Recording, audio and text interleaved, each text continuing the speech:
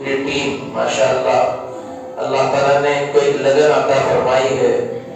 اس لگن کی برکت سے یہ دیوان جیسے شہر میں ان کے مدرسے میں جب آتا تھا تو وہ کمرے سے تھے مدرسے میں. وہاں پی این پی روڈ پر وہ کیا تھا, وہ ایک پلاٹ تھا اور اس پلاٹ کے اوپر وہ مدرسہ بنا رکھا تھا.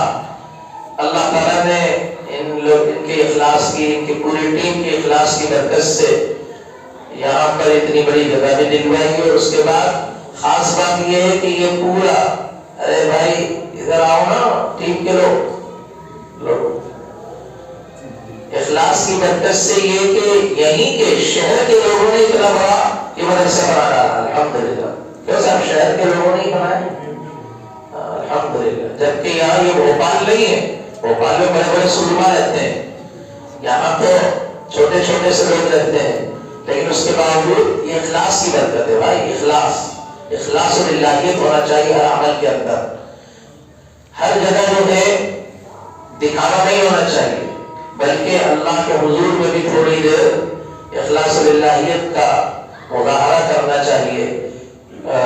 دیکھیے ایک مثال ہے, ورنہ لوگ جو ہے ایک ایک کمرہ بنانے کے چکر میں پوری دنیا میں چندہ کرتے ہیں. پوری دنیا میں چندہ کرتے ہیں. ایک کمرہ بنانا ہے اور وہ 10 سال میں نہیں بنتا, 10-20 سال میں ایک کمرہ ہی نہیں بنتا اور اس کا چندہ چل رہا ہے پوری دنیا.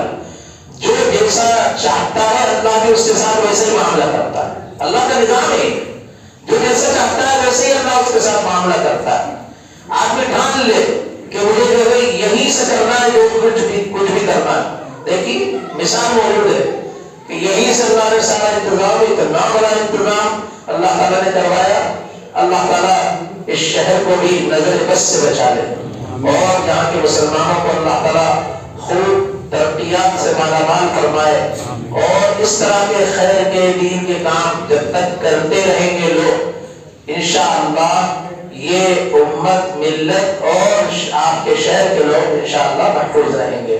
اب میں جناب عارف مسعود صاحب اسمبلی اور انڈیا مسلم پرسنل بورڈ کے رکن ہیں, ان کے استقبال کے لیے جو بھی ترتیب بنائی ہے استقبال کریں گے حضرات, اور اس کے بعد پھر انشاءاللہ وہ کچھ جملے ارشاد فرما کر اور ہم لوگ رخصت چاہیں گے.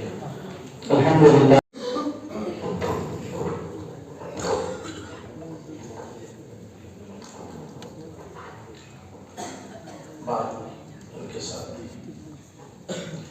السلام علیکم ورحمۃ اللہ وبرکاتہ. بسم اللہ الرحمن الرحیم. الحمد للہ رب العالمین والصلاة والسلام علی سید المرسلین وعلی آلہ وصحبہ اجمعین. اما بعد, اعوذ باللہ من الشیطان الرجیم. بسم اللہ الرحمن الرحیم. انا نحن نزلنا الذکر وانا له لحافظون. صدق اللہ العظیم. محترم حضرات,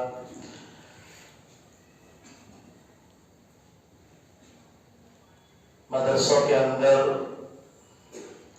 قرآن کریم کی تعلیم دی جاتی ہے. اس سلسلے کے اندر تو ابھی بیانات ہوں گے انشاءاللہ.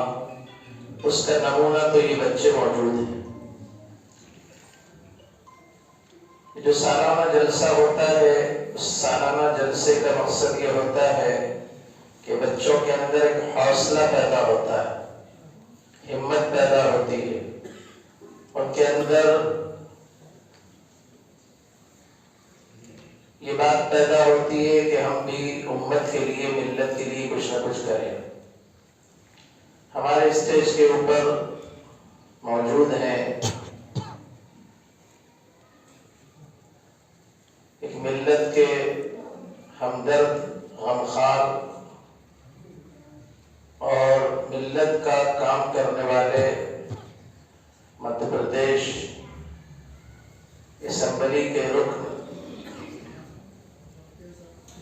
بھائی عارف مسعود صاحب, تو پورے مدھیہ پردیش میں جب بھی کوئی مصیبت کسی کے اوپر آتی ہے تو اس وقت وہ سب سے آگے ہوتے ہیں. اور آگے کا مسئلہ یہ ہے کہ وہ ایک ہی ہیں, کرنا ہی ہے ان کو.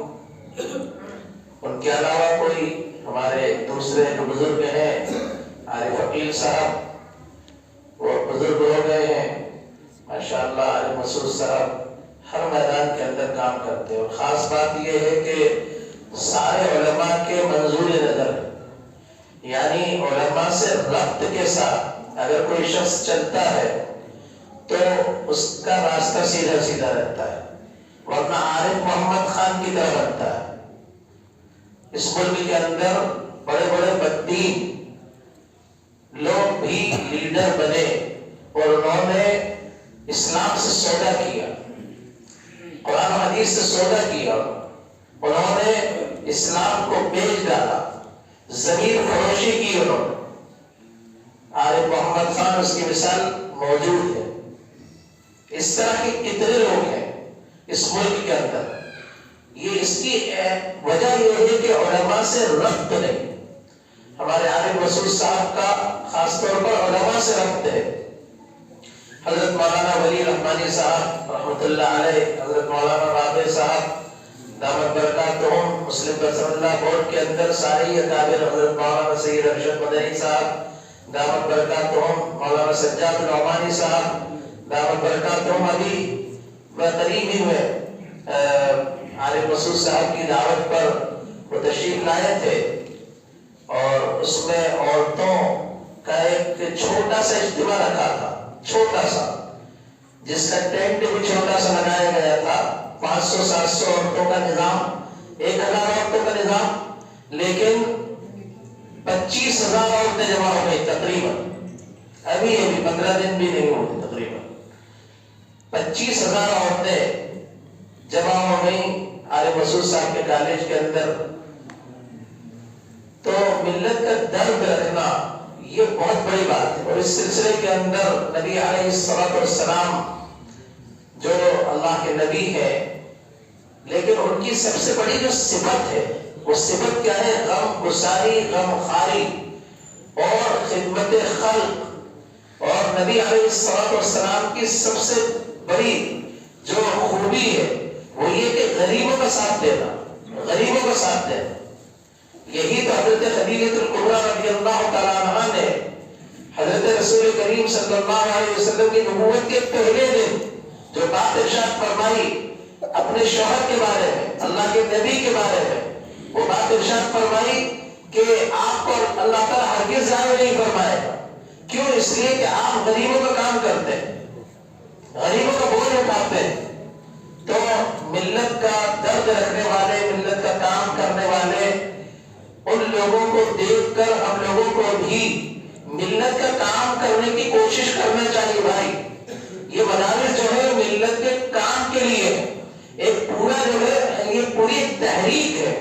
یہ صرف عالم بنانا، عابد بنانا مقصود نہیں ہے، بلکہ اس ملک کے اندر جس وقت مسلمان مغلوب ہو گئے، مسلمان پوری طرح سے مغلوب ہو گئے اور اس ملک کو پوری طرح جب غلام بنا دیا گیا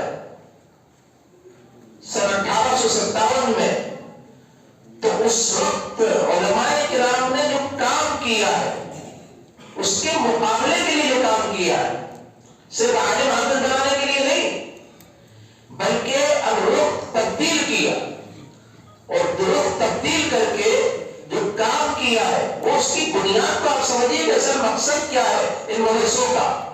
ان مدرسوں کا مقصد صرف عابد بنا دینا نہیں ہے، عالم بنا دینا نہیں ہے، بلکہ ان مدرسوں کا جو مقصد ہے، جو ہمارے اکابر نے 1857 کے اندر جب مسلمان کئی جنگوں کے اندر، جہاد کے اندر پسپا ہو گئے اور پورے ملک کے اوپر غاصب لوگ غاصبانہ قبضہ انہوں نے کر لیا اور ہمارے اسلام اور ایمان کو باقاعدہ چیلنج کیا جانے لگا. بڑے بڑے پادریوں کو ملک کے اندر بلا کر اسلام کو چیلنج کیا. تو اس موقع پر کچھ اللہ کے نیک بندوں نے سر جوڑ کر بیٹھ کر مولانا قاسم نانوتوی، مولانا رشید احمد صاحب گنگوہی، مولانا سید عابد حسین صاحب، میاں اختر حسین اصغر میاں صاحب، یہ سب وہ حضرات تھے جنہوں نے بیٹھ کر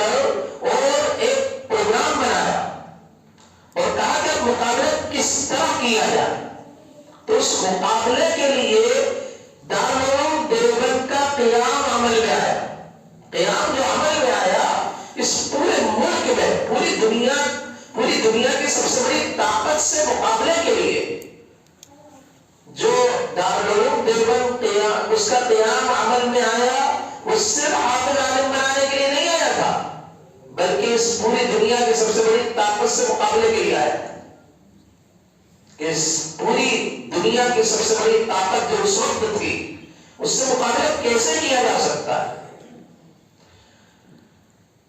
اسپین اور غرناطہ اس کی مثال دی جاتی ہے کہ مسلمان وہاں سے نیست نابود کر دیے گئے، لیکن اس ملک کے سلسلے میں ان کے سامنے تاریخ موجود تھی۔ یہ ہمارے اکابر کے سامنے جب ان کے سامنے تاریخ موجود تھی تو انہوں نے یہ کہا کہ اس ملک کو اسپین اور غرناطہ بنایا جا سکتا ہے، مسلمانوں کو نیست نابود کیا جا سکتا ہے اگر ہم نے یہ کام نہیں کیا۔ یعنی دارالعلوم دیوبند، مظاہر علوم سہارنپور اور مدرسہ شاہی مراد آباد،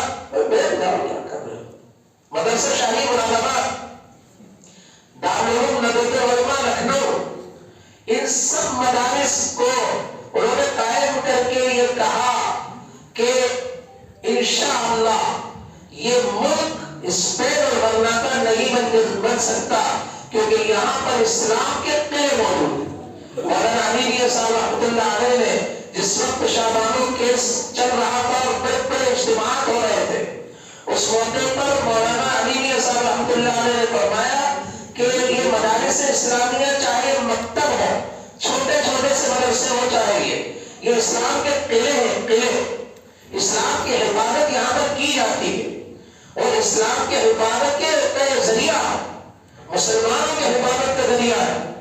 چنانچہ یہ 100 سالہ 150 سالہ تاریخ نے یہ بتا دیا کہ اس ملک کو اسپین اور غرناطہ نہیں بنایا جا سکتا، کیونکہ یہاں پر مدارس موجود ہیں، اور ان مدارس کے اندر قرآن و حدیث کو تو پڑھایا ہی جاتا ہے، لیکن ان کے اندر ایسی اسپرٹ پیدا کی جاتی ہے، ان کے اندر ایک ایسی گرمی پیدا کی جاتی ہے کہ جس کی بنا پر یہ پورے ملک کے اندر، پوری دنیا کے اندر یہ لوگوں کو سنبھالتے ہیں۔ اور اس سلسلے میں واقعہ سنا کر اپنی بات ختم کرتا ہوں۔ ہم لوگ بیٹھے ہوئے تھے ہم لوگ جب ساتھ میں رہے تھے اسکندریہ وغیرہ، تو قاضی صاحب ہم لوگ سب ساتھ میں تھے، تو وہی جو شیخ یوسف برری انہوں نے امام حرم کے ساتھ ہماری ایک میٹنگ رکھ لی، امام حرم کے ساتھ عبدالباری الخبیتی امام حرم، ان کے ساتھ ایک میٹنگ ویسے ہی چائے کی میٹنگ رکھ لی، تو ان کے دفتر کے اندر عصر کے بعد بالکل مسجد نبوی کے سامنے ان کا اوقاف کا دفتر تھا، اس اوقاف کے دفتر میں ہم لوگ بیٹھے، تو میں نے سوچا کہ کچھ بات شروع کروں میں۔ امام حرم کوئی کچھ بول نہیں رہا تھا، تو میں نے کہا چلو میں ہی بات شروع کرتا ہوں۔ تو میں نے علماء دیوبند کے سلسلے میں، ہندوستان کے علماء کے سلسلے میں کچھ بات شروع کی، اور اس کے بعد تھوڑا سا میں آگے چلا کہ انہوں نے میز تپائی، امام حرم عبدالباری الخبیتی نے، ابھی امام حرم ہے وہ، اور پھر کہنے لگے، پھر اپنی بات شروع کی انہوں نے، اور اپنی بات شروع کر کے وہ کہنے لگے کہ میں پوری دنیا میں جاتا ہوں، ائمہ حرم تو پوری دنیا میں جاتے ہیں، میں پوری دنیا میں جاتا ہوں، اور پوری دنیا کے اندر صرف عرب نہیں بلکہ یورپین وہ ممالک اور شمال مشرق مغرب جن ملکوں کے اندر بھی میں گیا، تو وہاں پر میں نے ہندوستانی علماء، ہندوستانی نژاد علماء کو کام کرتے ہوئے دیکھا، ہندوستانی نژاد علماء، اس میں پاکستان اور بنگلہ دیش بھی آ جاتا ہے، ہندوستانی نژاد، ان علماء کو میں نے کام کرتے دیکھا، اور دارالعلوم دیوبند کے علماء کو میں نے دو کام کرتے دیکھا جہاں پر بھی میں گیا۔ انہوں نے فرمایا کہ میں جو ہے دنیا کے آخری کنارے تک گیا ہوں، تو میں نے دیکھا کہ سب سے پہلے وہاں پر کیونکہ مسلمان تھوڑی سی تعداد میں ہوتے ہیں اور مختلف ملکوں کے آئے ہوئے ہوتے ہیں، اس لیے سب سے پہلا کام تو یہ علماء ہندوستانی یہ کرتے ہیں کہ یہ مسجد کا قیام کس طرح کرتے ہیں، پھر اجتماعیت قائم کرنے کے لیے سب کو جوڑتے ہیں، اور جہاں جہاں پر بھی میں نے دیکھا تو یہ دین کو زندہ کرنے کے لیے، چاہے وہ اپنی مزدوری کرنے کے لیے گئے ہو، چاہے وہ کمانے کے لیے گئے ہو، لیکن وہاں کمانے کے ساتھ ساتھ وہ پوری ملت کی فکر کرتے ہیں۔ یہ فکر دی ہے ہمارے علماء نے ان مدارس کے ذریعے سے، کہ پوری دنیا میں جا کر دیکھ لیجیے آپ کہ وہاں پر علماء موجود ہوں گے اور ہندوستانی علماء کام کرتے ہوئے ہوں گے۔ یہاں تک کہ میں یہ کہہ سکتا ہوں کہ افریقہ، امریکہ اور انگلینڈ اور ان ملکوں کے اندر اگر ائمہ حرم کو بلاتے ہیں تو یہ ہندوستانی لوگ بلاتے ہیں، یہ ہم لوگ ہمارے لوگ بلاتے ہیں، آپ تھوڑی بلاتے ہیں، ان کو ہمارے لوگ بلاتے ہیں۔ تو یہ جو مدارس ہیں، ان مدارس کا صرف مقصد جو ہے کسی کو عابد عالم بنا دینا نہیں ہے، بلکہ دین کی پوری خدمت کرنا اور ملت کی خدمت کرنا۔ چنانچہ آپ دیکھ لیجیے 150 سالہ تاریخ کے اندر کہ جب سے یہ مدارس قائم ہے تو اس ملک کے اندر کام کس نے کیا، اور آئندہ بھی انشاءاللہ امید ہے کہ مدارسی کام کریں گے اور پورے ملک کو سنبھالا اگر دیں گے تو یہ مدارس اسلامیہ ہی انشاءاللہ دیں گے۔ اس لیے ان مدارس اسلامیہ کی اہمیت ہمارے ملک میں دوسرے ملکوں کے مقابلے میں زیادہ ہے۔ یہ چھوٹے چھوٹے بچے حافظ بنتے ہیں، بھائی یہ محافظ قرآن ہے، حافظ قرآن بھی ہے، محافظ قرآن بھی، قرآن کی حفاظت کرنے والے لوگ ہیں، اور قرآن کی جس نے حفاظت کی تو اللہ ان کے پوری نسلوں کی حفاظت فرمائے گا انشاءاللہ۔ جس نے قرآن کی حفاظت کی اللہ ان کی نسلوں کو ضائع نہیں فرمائے۔ ان کے ماں باپ، ان کے خاندان والے جو حافظ بن رہے ہیں اس مدرسے کے اندر، وہ قابل مبارکباد ہیں۔ اللہ تعالیٰ ان کو خوب مبارک فرمائے، دنیا کے اندر بھی عزتیں اور برکاتیں ان کو نصیب فرمائے، اور آخرت کے اندر بھی عزتیں اور برکاتیں ان کو ملیں گی۔ ایک واقعہ حافظوں کے سلسلے میں سنا کر بات ختم کرتا ہوں۔ اورنگزیب عالمگیر رحمۃ اللہ علیہ، انہوں نے ایک مرتبہ وہ اپنے اس قلعے کے اندر تھے تو انہوں نے نیچے دیکھا کہ بھیکاری بھیک مانگنا لڑکا ہے بالکل، تو کہا کہ جاؤ پکڑ کر لاؤ، کون نہیں پکڑ کر لا، بھیک مانگ رہا تھا کہیں قلعے کے باہر سڑک پر، تو اس کو بلا کر پوچھا تم کون ہو، کہاں کے ہو، کیا کرتے ہو، تمہارے ابا اماں کیا کرتے ہیں، سب بتایا۔ اس کے بعد پوچھا کہ تم کیا پڑھے ہوئے ہو، کہنے لگا حافظ قرآن ہو۔ حافظ قرآن ہو، کہا کہ تم حافظ قرآن ہو، بھیک مانگ رہے ہو، کہا کہ لے جاؤ اس کو بند کر دو، اس کو بند کر دو، اور جب تک میں نہ ہوں اس وقت تک اس کو باہر مت کرنا، بند کرو اس کو۔ چنانچہ اس لڑکے کو، بھکاری کو بند کر دیا۔ اب بند کر دیا تو وہاں پر کوئی نہیں، اس کمرے کے اندر بند کر دیا، پیشاب وغیرہ کے لیے اس کو نکال کر لے جاتے، باقی بند، کہنا کھانا بھی مت دینا، کچھ بھی مت دینا۔ اب اس نے اللہ کی طرف التجا کی، اللہ سے درخواست کرتا رہا، قرآن پڑھتا رہا، قرآن پڑھا اس نے۔ اس کے بعد پھر 3 دن جب گزر گئے تو اس نے قرآن اور اللہ کی طرف رجوع، اللہ تعالیٰ نے یہ کیا کہ ایک روشنی سی اس کے کمرے کے اندر پیدا ہوئی اس قرآن کی برکت سے۔ اورنگزیب عالمگیر رحمۃ اللہ علیہ نے کہہ دیا کہ کوئی عجوبہ اگر ہو جائے تو مجھے بتا دینا۔ کہا کہ یہ روشنی ہو گئی، عجوبہ ہوا ہے ابھی، کہا کہ بلا کے لاؤ اس بچے کو۔ اس کے بعد اس کو سمجھایا اور اس سے کہا کہ تمہارے اوپر پاس جو نعمت ہے اور دولت ہے اس سے بڑی کوئی نعمت اور دولت نہیں، وہ تمہارے لیے مناسب نہیں کہ تم بھیک مانگو، اب آئندہ زندگی میں کبھی بھیک مت مانگنا، اور ہم جو ہے تمہارا پوری ذمہ داری اٹھاتے ہیں، لیکن بھیک مت مانگنا کبھی۔ جو قرآن کا حافظ ہو، حافظ قرآن ہو، اس کے لیے بھیک مانگنے کی کہاں اجازت ہو سکتی ہے؟ اس کے پاس اتنی بڑی دولت ہے، اتنی بڑی نعمت ہے اس کے پاس۔ القرآن غنی لا فقر بعده ولا غنی دونه، قرآن ایسی مالداری ہے کہ اس مالداری سے بڑھ کر کوئی مالداری نہیں، اور قرآن ایسی نعمت ہے کہ اس کے بعد کبھی فقر و فاقہ نہیں۔